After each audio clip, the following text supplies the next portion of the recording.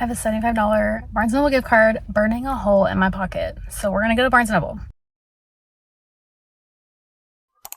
This video is sponsored by my mother-in-law. She keeps getting me Barnes & Noble gift cards, which is like the best. It is the perfect excuse to go browse the bookstore. It just hits different, you know, when it's new books. I usually don't buy as many, but just like browsing brand new titles, like it just smells different than used bookstores. I don't know. It's fun to have an excuse to go to Barnes & Noble. So I'm taking you with me. We're going to spend my $75, or we'll see how much of it I spend. I am looking for fantasy, classics, maybe an Agatha Christie. There's one specific title I'm looking for. I could not find it on Pango or Half Price Books. I just went to Half Price Books last week, but I don't need it. It's like still down the road, but I figured if I had a gift card, I'd look and see if they had it, what the price point was on it. We'll see. Okay, well, let's go to Barnes & Noble. Hey, it's me. I'm taking you along my inner dialogue while I browse these books.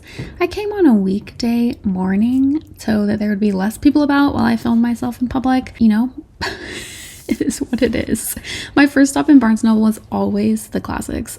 I am obsessed with the Penguin cloth-bound classics, and if I did not already own Anna Karenina, I would be buying this today. Also have this on my TBR, but it's not quite calling my name yet.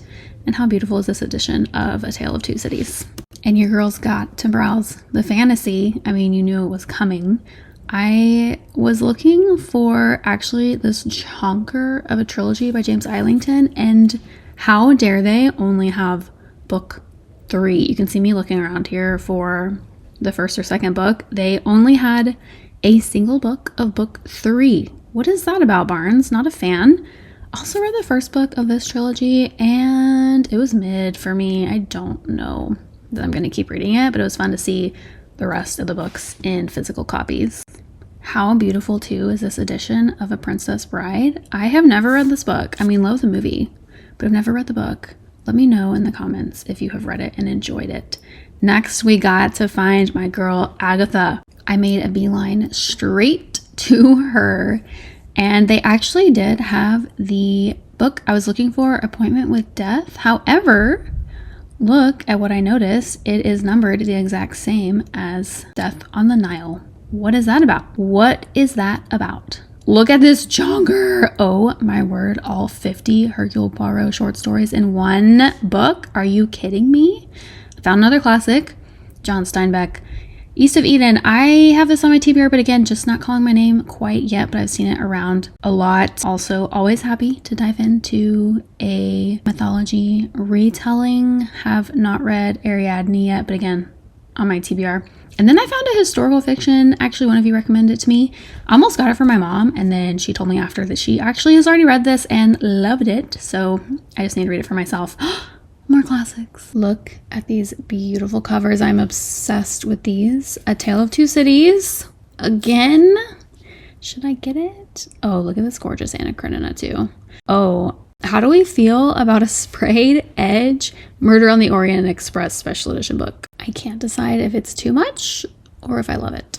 Should I just spend all of my gift card on this special edition Red Rising? I have seen Lauren talk about this author. Whoa, which one should I get? They have 3 of his books. I am unsure. She's given this one 5 stars. The way that I want this book, but it's a paperback, so maybe not. Every time I'm at the Sci-Fi table, I see this book, Leviathan Wakes. Has anyone read this book? Please tell me. Every time I see it, I want to get it, but I know nothing about it. Don't know if it's good, terrible. Let me know if you've read it. Thanks for tuning into my inner thoughts. Until next time. Just left Barnes & Noble. Was there for 2 hours. And this one's a little bit smaller. So some of the titles I was looking for, they did not have. So that was kind of frustrating. I was looking for like some older classic murder mystery authors. Now that I've been reading some Agatha Christie, I kind of want to broaden my horizons with what murder mystery authors I'm reading. I'll probably just have to look at the library and see if I can find any titles like on Libby or Hoopla. So yeah, I got 2 books and another random thing. So I'm going to drive home. I've got like a 35-minute drive home, and then I will do So the haul, it's not a very big haul, but it was nice to spend 2 hours in the bookstore. My feet are killing me. Anytime I'm in the car by myself, I listen to my audiobook. So I'm going to turn that on. I have like an hour and a half left in the audiobook, and this is the final book in a big fantasy series I've been reading. And so it is like both sad and happy. Like I'm already grieving that this series is going to be over. I had read about 45% of the book and I put it off, kept putting it off. So finally yesterday, actually, I binged the second half of it. So I'm hopefully finishing up today. Maybe tonight I'll be done with it. So I'm gonna be listening to that on my car ride home. Hey, I'm back. Listening to the end of this book, and the huge war scene while driving was intense, and I really need to clean my car. Let's just not look at all the dust everywhere. I love driving into our new neighborhood and getting to see the lake. It has been so fun living here. Plot twist! I actually went back to the bookstore. Cameron, my husband, who I lovingly call Mr. Reads, he got home after I went to the bookstore, and I told him I had only used not even half of my gift card and I'd only bought 2 books, and he was not having any of it. He said, "We are going back. I am taking you." So after we dropped off our 2 oldest at a church program on a weeknight, we hurried back to Barnes & Noble. We went to a different one that was bigger. We had our youngest with us, and it is so much more fun when you go shopping with your enabling husband. So here's how that went, and I'm going to show you the haul after. Headed back to Barnes with the fam. I'm going to keep some of the background noise in here because how cute. And you know what? I had to go back because I had huge buyer's regret not purchasing this massive Hercule Poirot short stories. Like, why did I not buy this the first time I saw it? It is so chunky, so floppy, so good. Look at this. Bam. Here for it. Don't you love how they put the parenting books right next to the children's toys? This feels diabolical to me. Mr. Reads found the wands. He's brand new to the Potterverse.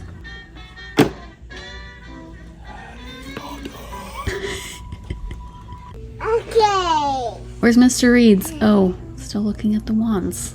What did he find now? Let's see.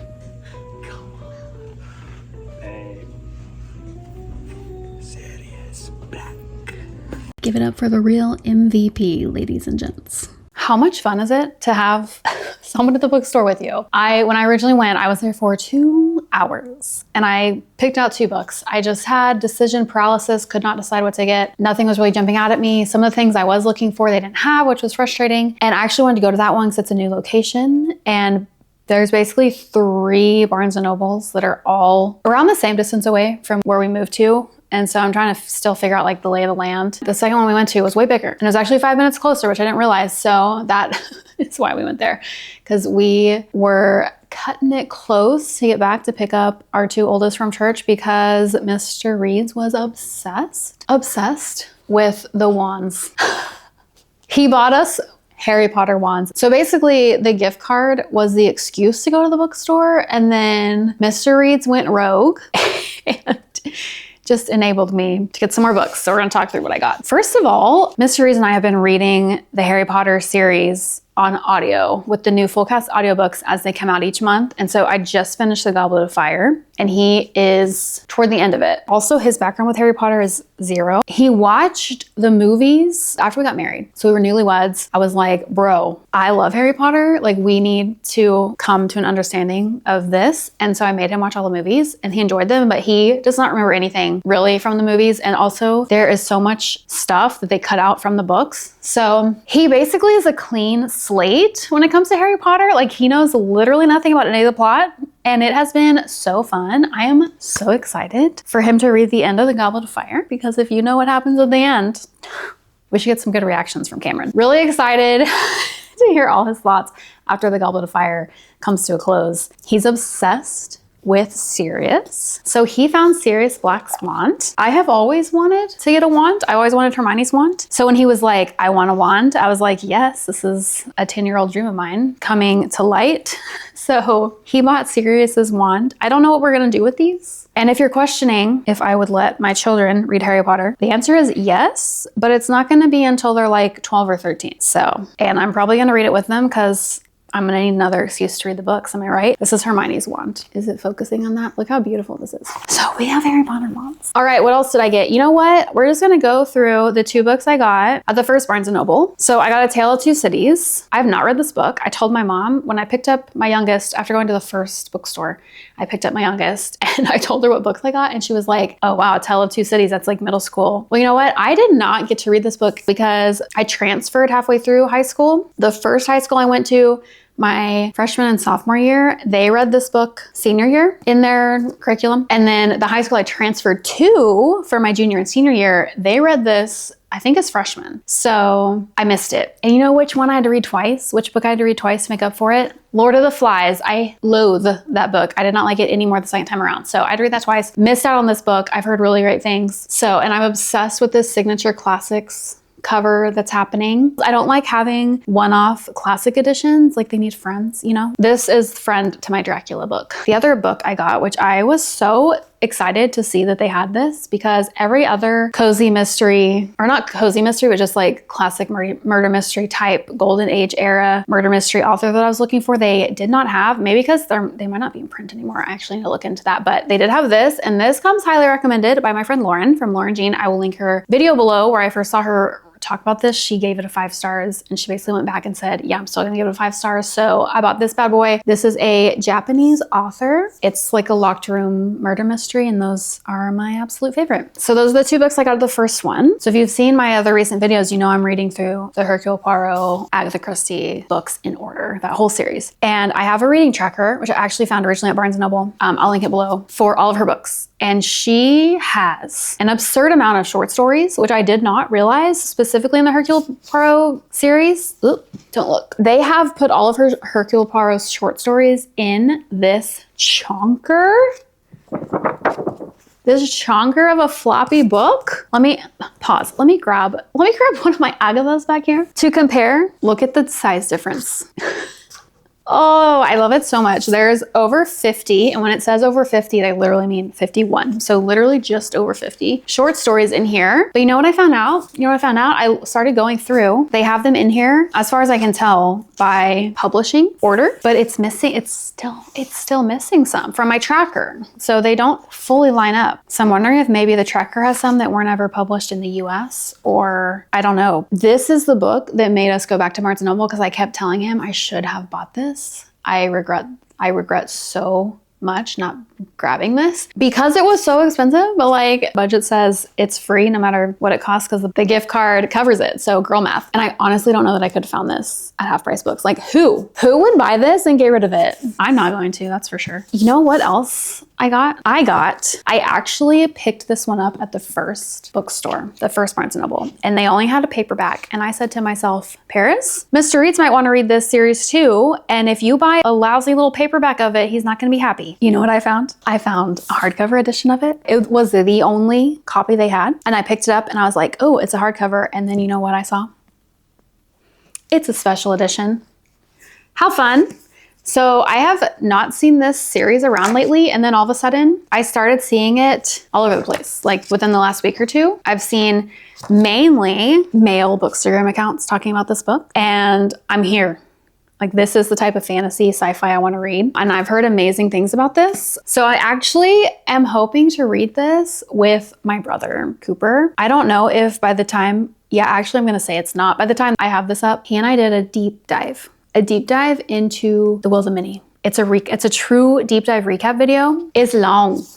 And I'm like, why did we do this? We actually wanted to do just a fun spoiler review video, and I don't know how, but it literally just turned into us talking plot by plot point through the entire chunker of that massive intricate book. So if you have read that book and you need a reminder of what's all in it before you read the second book, I think we'll probably do the same thing for The Wills of Minnie, because at this point, like, we might as well. And he hasn't read it yet, so whenever he's read it, we'll do the Strength of the Few after he's read book 2. And then we'll have both recaps for when the third book comes out. I don't know if we'll do any more recaps because wow, it was a lot. It was a lot. We had like 3 hours of raw footage that I have edited through. I've gone through it once now, editing it, and it gave me burnout. So we'll see when I get it up. But yeah, I want to do like an actual fun review type thing for him. We've been kind of buddy reading. We're both reading Mistborn right now. Also, I shared, let me go grab it. Oh, I don't have to go anywhere because I shelved it. Look at me. I also showed in the car, I was listening to this audiobook and I've now finished it. And wrapping up this big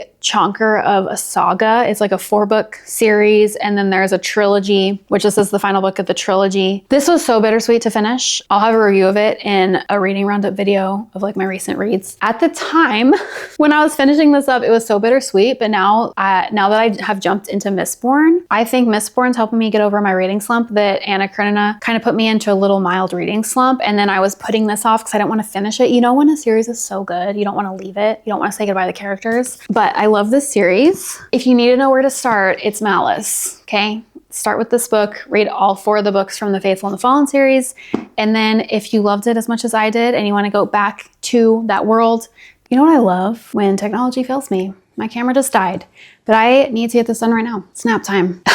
It is nap time. So basically it cut me off, but if you want to know where to start in this series, it is this one, Malice. And then if you love these 4 books and want to go back into the world, read A Time of Dread. This is the trilogy that takes place after the 4th book of this ends. It's in the same realm. It harkens back to characters that you will absolutely love and be deeply endeared to your heart in the series. Love all of this so much. And then finally, this is so random, I got a calendar. This is the last thing I got at Barnes & Noble. This was 75% off, so I grabbed it because I need to be better about doing calendars with my children. And look how cutie these are.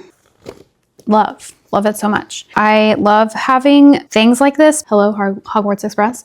I will cut these out and frame them and use them for decor in the house. That's all I got. We got 2 wands, a calendar, and 4 books. Thanks to Mr. Reeds. He really rescued me on this one. And thanks to his mom, who, as I mentioned at the beginning of this chaotic video, has basically funded my book buying hobby and habit the past few months with a birthday gift card and a Christmas gift card to Barnes & Noble. So no complaints from me about that. If you have enjoyed this video, I would love a like and a comment from you. Have you read any of these? Which ones should I prioritize? What do you think about our chaotic Barnes & Noble vlog? Let me know. If you want to hear more about my Agatha Christie reading journey, I would love to have you. The first video, I rank books 1 through 5. You can find that here, right here. And you can subscribe to my channel to make sure you're not missing any of my videos. You can click on my picture right here to do that. And until next time, I hope all of your books are 5 stars.